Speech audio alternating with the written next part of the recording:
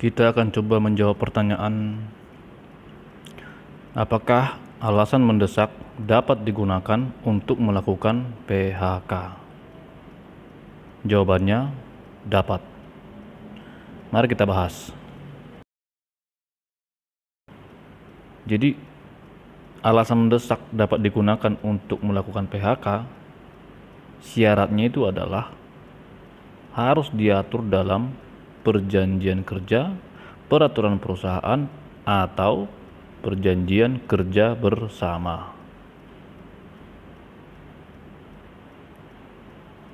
Di mana dasarnya dapat kita lihat, yaitu di penjelasan pasal 52 ayat 2 PP 35 tahun 2021. Di situ disebutkan bahwa, akan saya bacakan ayat 2-nya, berbunyi sebagai berikut.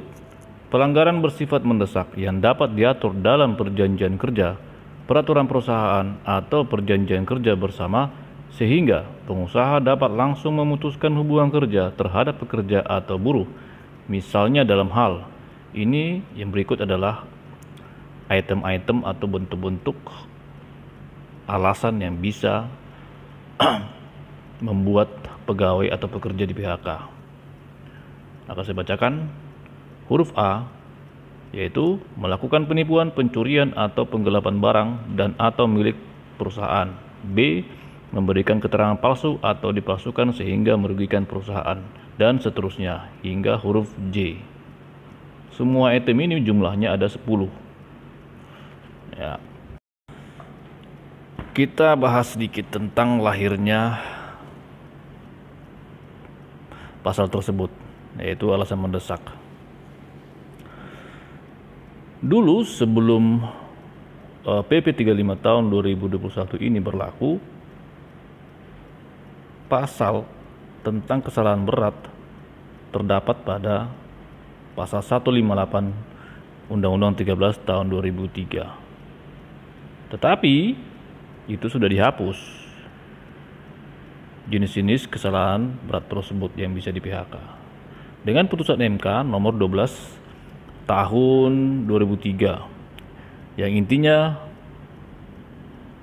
pasal 158 yang tadi saya bacakan ada 10 item huruf A sampai J tidak berlaku lagi. Jadi dampak dari putusan MK ini adalah setelah dihapus bahwa semua kesalahan tersebut harus ada proses pidana. Harus terbukti dulu bahwa pekerja melakukan seperti yang saya sebutkan tadi, melakukan penipuan, pencurian segala macam. Jadi tidak boleh langsung di PHK kalau berdasarkan Undang-Undang tahun nomor 13 tahun 2003 sebelum terbitnya PP 35 ini.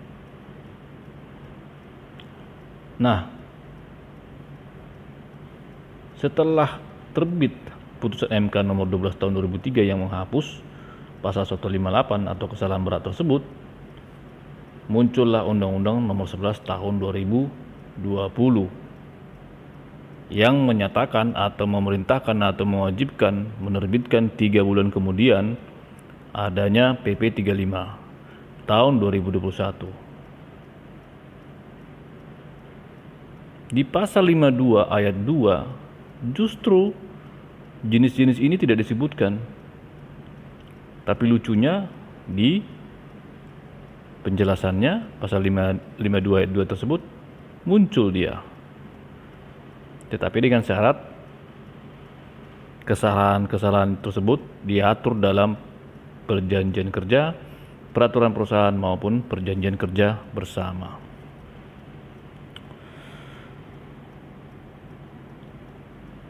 Intinya adalah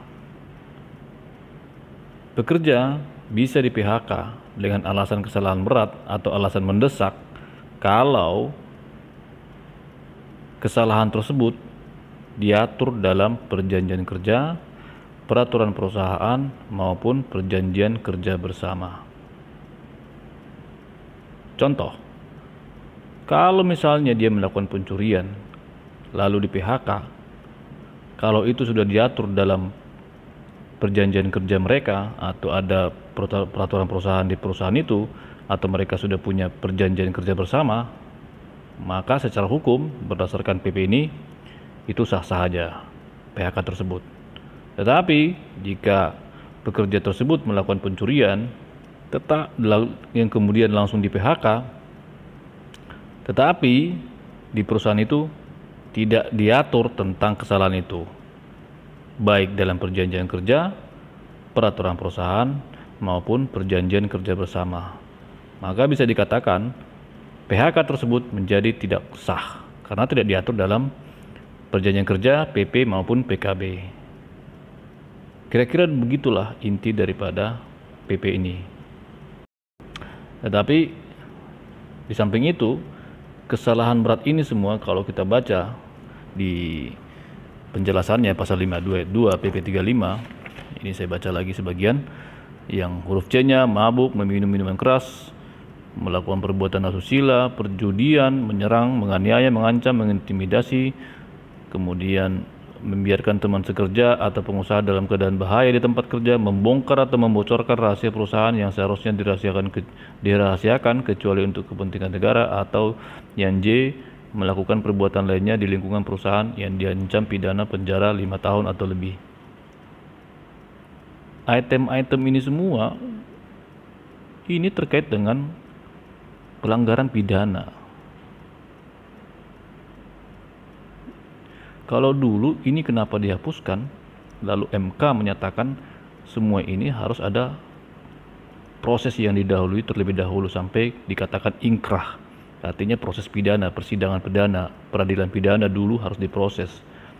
Baru bisa di PHK kalau terbukti benar apa yang dituduhkan sebagaimana pasal 158 tadi. Nah, kalau sekarang tanpa perlu pembuktian, yang penting sudah diatur kesalahan tersebut, bisa langsung di PHK. Kira-kira seperti itu maksudnya.